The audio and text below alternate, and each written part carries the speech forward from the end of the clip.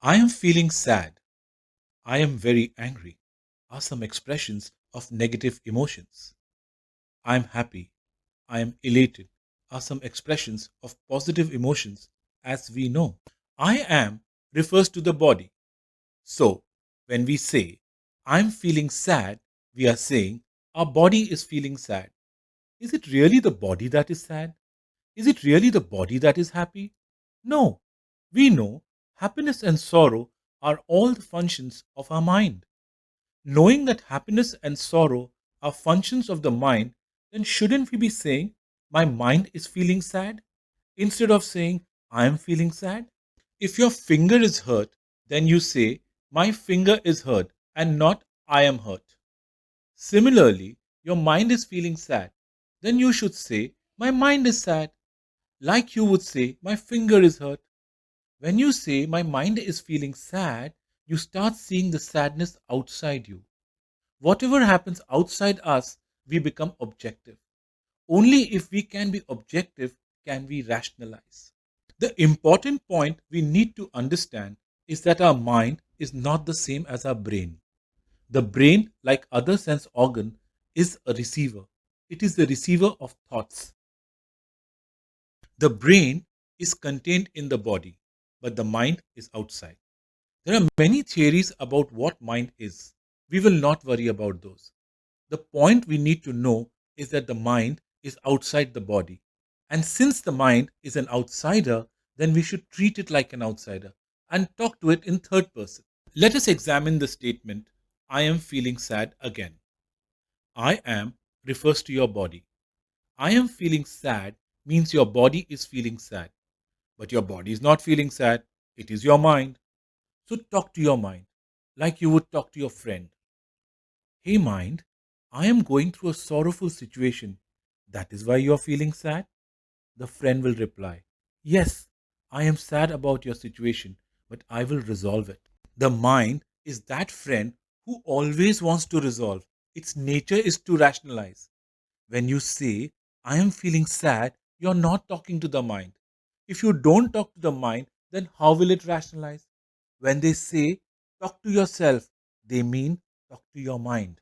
The practice of talking to the mind as an entity outside us is what the masters call observing your body through your mind. This is the secret of how the masters control their emotions and had a very high emotional quotient. If you want to increase your emotional quotient, then talk to your mind. Let there be joy or sorrow. Observe it through your mind and not your body. Let it all happen outside. You just be an observer.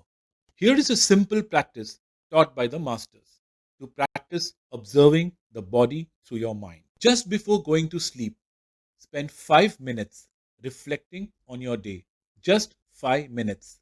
It usually doesn't take longer than that. One clarification before we go further. Reflection is the practice of observing your mind. Introspection is the next step, analysis, evaluation, and conclusion. Practice only reflection, strictly not introspection. Start with when you woke up, what you did, what happened at breakfast, how the drive to office was, what happened in office, and so on. The idea is to just go through the whole day. There would be some happy and negative moments in the day. Don't dwell upon any of them. Just go through them in 5 minutes. You will notice that the negative episodes demand more attention. Don't engage with them. Let them be. Don't introspect. Just reflect. When you are done, tell your mind, good night, and go to sleep. Do this every night. Make it a habit. After a month or so, if you have diligently practiced to reflect and not engage with negative thoughts, you will notice that now, when the negative impulse trigger hits you, the intellect trigger, your mind, pushes it back with ease. The intellect trigger or your mind has become stronger. Metaphorically speaking, bigger. You have made it bigger by the practice of reflection. Now, a practice to resolve the I and my issue that we began with. When you wake up in the morning, don't start the day by saying, I have to do this, I have to do that.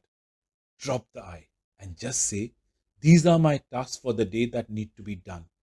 Shift the focus from I to my. I have to do this and that will absorb you, sap your energy.